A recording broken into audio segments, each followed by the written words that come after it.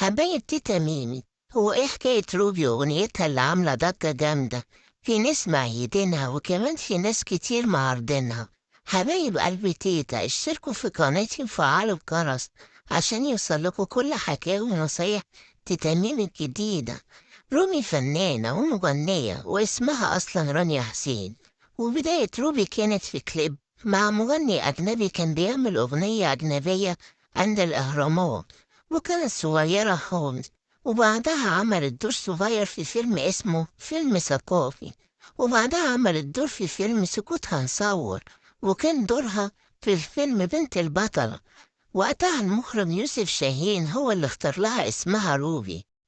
وبعدين بدأت تعمل فيديو كليب واشتهرت، وعملت كليب زمان من حوالي 20 سنة في أغنية بتقول ليه بيداري كده، وعملت ضجة كبيرة وقتها.